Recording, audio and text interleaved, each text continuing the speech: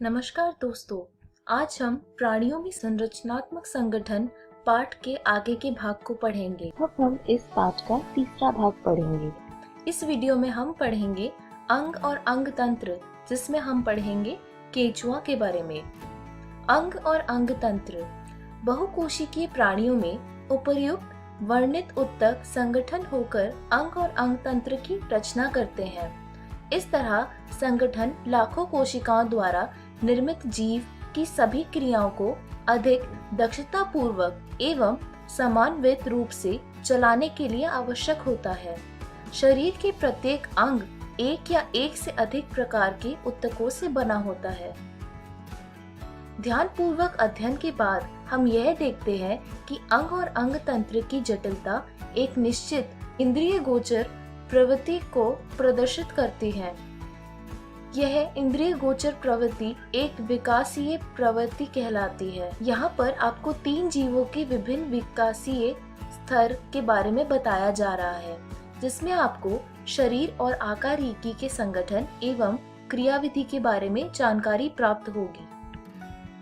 आकारिकी आपको जीवों की बाह्य संरचना या बाह्य दिखने वाले आकार के अध्ययन कराती है।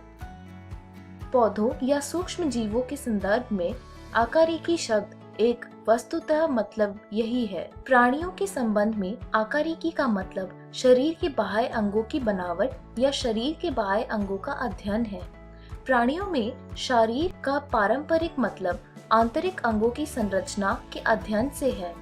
आप जब केंचुए, कॉकरोच तथा मेंढक के आकारिकी एवं शारीरिकी का अध्ययन करेंगे, जो अकशेरुकी तथा कशेरुकी का क्रमशः प्रतिनिधित्व करते हैं। केंचुआ लाल भूरे रंग के स्थलीय अकशेरुकी प्राणी है, जो कि नम मिट्टी के ऊपर सतह में निवास करते हैं। दिन के समय ये जमीन के अंदर स्थित बिलों में रहते हैं, जो कि ये मिट्टी को छेद कर और निगल कर बनाते हैं। बगीचों में ये अपने द्वारा एकत्रित उत्सर्जी मल पदार्थों के बीच ढूंढे जा सकते हैं। इन उत्सर्जी मल पदार्थों को कृमि शिप्ति कहते हैं। फेरेटिमा व लुम्ब्रिकस सामान्य भारतीय केंचुए हैं। आकारिकी इनका शरीर लंबा और लगभग 100 से 120 समान समखंडों में बंटा होता है। पृष्ठ तल पर एक गहरे मध्य रेखा दिखाई देती है। अधर तल पर जनन छिद्र पाए जाते हैं, जिसकी वजह से ये पृष्ठ तल से विभेदित किया जा सकता है। शरीर के अग्रभाग पर मुख एवं परोमुख होते हैं। परोमुख की पाली है, जो मुख को ढकने वाली एक फान नमा संरचना है। यह फान मुदा दरारों को खोलकर कृमि और उसमें रेंग कर जाने में मदद करती है।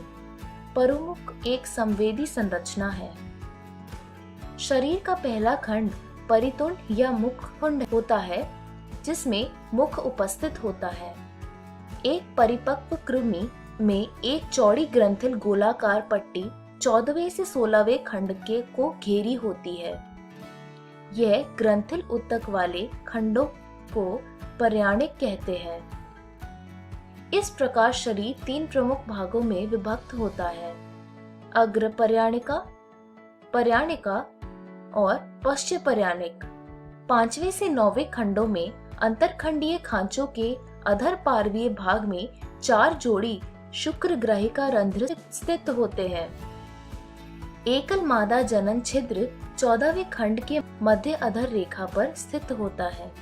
एक जोड़ा नर जनन छिद्र 18वें खंड के अधर पार्श्व में स्थित होता है।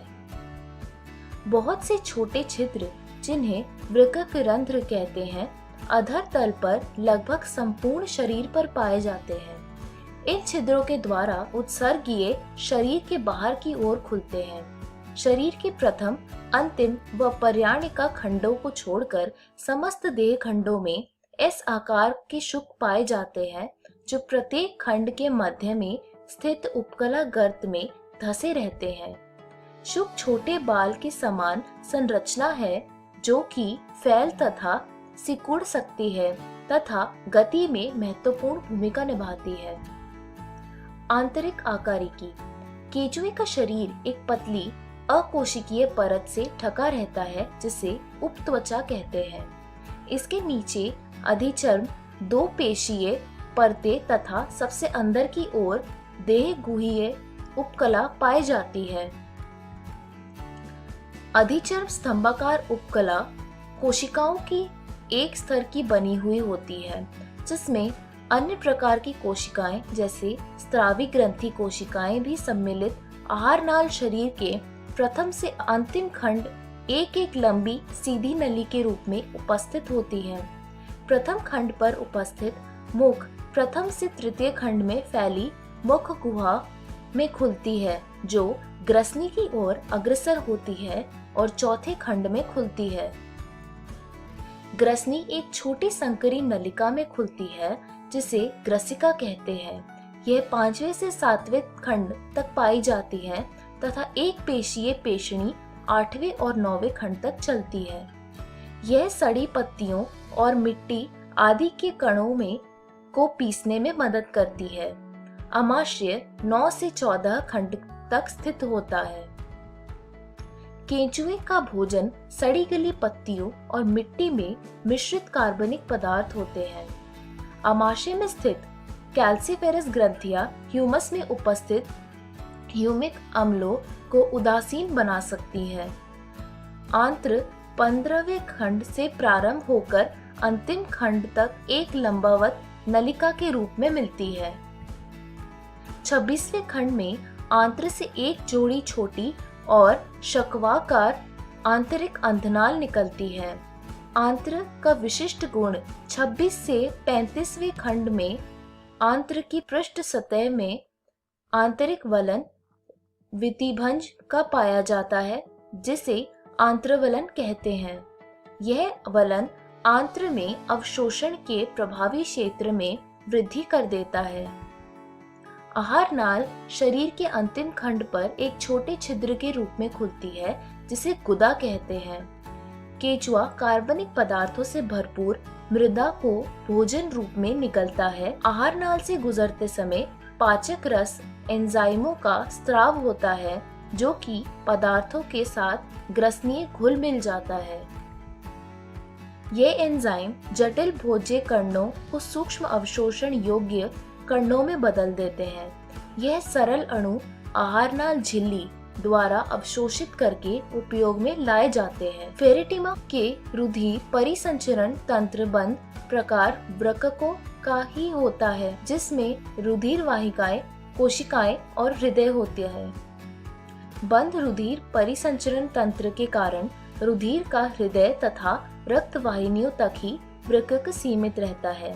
संकुचन रक्त परिसंचरण को एक दिशा में रखता है। सूक्ष्म रुधिर वाहिकाएं रक्त को आहार नाल, तंत्रिका रज्जु और शरीर भित्ति तक पहुंचाती हैं। रुद्र ग्रंथियां चौथे, 5वें और 6ठे देह खंड में पाई जाती हैं। ये ग्रंथियां हीमोग्लोबिन तथा रुधिर कोशिकाओं का निर्माण करती हैं, जो रुधिर प्लाज्मा में घुल जाती है। इनकी प्रकृति भक्षिकाण्विक होती है। केंचुए में विशिष्ट श्वसन तंत्र नहीं होता। श्वसन विनिमय शरीर के आर्द्र सतह से उनकी रुधिर धारा में संपन्न होता है।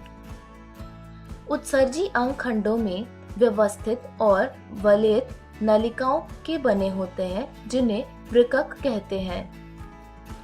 ये वृक्क 3 प्रकार के होते हैं। पट्टीय वृक्क, जो 15वें खंड से अंतिम खंड के दोनों ओर अंतरखंडीय पट्टों पर पाए जाते हैं तथा ये आंत्र में खुलते हैं। अध्यावरणीय वृक्क, जो शरीर की देह भित्ति के आंतरिक आस्तर पर तीसरे खंड से अंतिम खंड तक चिपके रहते हैं तथा शरीर की सतह पर खुलते हैं। ग्रसनीय वृक्क चौथे, 5वें एवं 6ठे खंड में 3 युग्मित गुच्छों के रूप में पाए जाते हैं। ये विभिन्न प्रकार के वृक्क संरचना में मूलतः समान होते हैं। वृक्क शरीर तरल के आयतन एवं संगठन का नियमन करते हैं। वृक्क कीपनुमा सिरे से प्रारंभ होता है, जो गुहीय कक्ष से अतिरिक्त द्रव को संचित करता है। कीट वृक्क के नलिकीय भाग से जुड़ा रहता है, जो उत्सर्जी पदार्थों को छिद्र द्वारा शरीर से एकत्र कर आहार नाल में बाहर डालता है। तंत्रिका तंत्र। तंत्रिका तंत्र मूलतः खंडीय गुच्छिकाओं के रूप में दोहरी अधर तंत्रिका रज्जु पर व्यवस्थित होते हैं। बहुत सी तंत्रिका कोशिकाएं इकट्ठी होकर गुच्छिका का निर्माण करती हैं। अग्र सिरे पर तीसरे व चौथे खंड में तंत्रिका रज्जु दो सिरों में विभक्त शुक्र ग्राहिका होकर पार्श्वत ग्रसिका को घेरते हुए पृष्ठ सतह पर प्रमस्तिष्क गुच्छिका से मिलती है। इस प्रकार तंत्रिका वलय बन जाता है। तंत्रिका वलय प्रमस्तिष्क गुच्छिका के साथ मिलकर मस्तिष्क का निर्माण करती है। प्रमस्तिष्क गुच्छिका वलय तंत्रिकाओं के साथ मिलकर संवेदी आवेगों और पेशीय अनुक्रियाओं से समाकालित करती है। संवेदी तंत्र में आंखों का अभाव होता है, लेकिन इसमें कुछ प्रकाश और स्पर्श संवेदी अंग यानी ग्राही कोशिकाएं विकसित होती है, जो प्रकाश की तीव्रता के अंतर को महसूस कर सकते हैं तथा पृथ्वी के कंपन को भी महसूस कर लेते हैं। केचुए के विशेष प्रकार में के रसायन संवेदी अंग स्वादग्राही होते हैं, जो कि रासायनिक उद्दीपनों के लिए प्रतिक्रिया करते हैं। ये संवेदी अतिरिक्त ग्रंथि अंग कृमि के अग्र भाग में पाए जाते हैं। केचुए उभयलिंगी होते हैं, अर्थात एक ही प्राणी में नर एवं मादा दोनों जनन अंग मिलते हैं। इसमें 10वें व 11वें खंड में 2 जोड़ी वृषण होते हैं। इनकी शुक्र वाहिकाएं 18वें खंड तक जाती है, जहां ये प्रोस्टेट वाहिका से जुड़ जाती है। 2 जोड़ी सहायक अतिरिक्त ग्रंथियां 17वें तथा 19वें खंड में पाई जाती है। संयुक्त प्रोस्टेट और शुक्राणु वाहिनी 18वें खंड के अधर पार्श्व में एक जोड़ा नर जनन छिद्र द्वारा बाहर खुलती है। साथ ही 6 से 9वें खंड तक प्रत्येक खंड में एक छोटी थैलेनमा संरचनाएं 4 जोड़े शुक्राणु धानियां पाई जाती है। यह मैथुन के दौरान शुक्राणुओं को प्राप्त कर संग्रहित करती है। एक जोड़ी अंडाशय 12वें और 13वें खंड में आंतरखंडीय पट्ट पर स्थित होते हैं। अंडाशय के नीचे अंडवाहिनी मुखिका पाई जाती है, जो अंडवाहिनी तक होती है। ये आपस में जुड़कर 14वें खंड के अधरतल पर मात्र एक मादा जनन छिद्र के रूप में बाहर खुलती है। शुक्राणुओं के आपस में आदान प्रदान की प्रक्रिया मैथुन के द्वारा होती है। जब एक कृमि दूसरे कृमि को पाता है तथा इनके जनन द्वार एक दूसरे के सानिध्य में आते हैं, तो वे अपने शुक्राणुओं से भरे थैलों को, जिन्हें शुक्राणुधर कहते हैं, इसमें बदल लेते हैं। पर्याणिका की ग्रंथि कोशिकाओं द्वारा उत्पन्न कोकूनों में परिपक्व शुक्राणु एवं अंड कोशिकाओं तथा तरल जमा किया जाता है। निषेचन एवं परिवर्धन कोकून के अंदर होता है, जिसे कृमि मृदा में छोड़ देता है। अंड व शुक्राणु कोशिकाओं का कोकून के अंदर ही निषेचन हो जाता है। कृमि इन्हें अपने शरीर से अलग कर देता है व मादा के ऊपर या अंदर छोड़ देता है। कृमि भ्रूण कोकून में रहते हैं। लगभग 3 सप्ताह के बाद लगभग 4 की औसत से कोकून 2 से 20 शिशु कृमि का निर्माण करता है। कृमि में परिवर्धन प्रत्यक्ष होता है, अर्थात लार्वा अवस्था नहीं होती है। केंचुआ किसानों का मित्र कहलाता है। यह मिट्टी में छोटे छोटे बिल बनाता है, जिससे मिट्टी छिद्रित हो जाती है और बढ़ते पौधों की जड़ों के लिए वायु की उपलब्धता और उनका नीचे की ओर बढ़ना सुगम हो जाता है। इस प्रकार केंचुओं द्वारा मिट्टी को उपजाऊ बनाने की वृद्धि या मिट्टी की उर्वर शक्ति बढ़ाने की विधि को कृमि कंपोस्ट खाद निर्माण कहते हैं। केंचुए मछली पकड़ने के लिए प्रलोभक के रूप में प्रयोग में भी लिए जाते हैं। इस वीडियो में हमने सीखा अंग और अंग तंत्र, जिसमें हमने पढ़ा केंचुआ के बारे में। अगली वीडियो में हम पढ़ेंगे अंग और अंग तंत्र, जिसमें हम पढ़ेंगे तिलचट्टा के बारे में। धन्यवाद।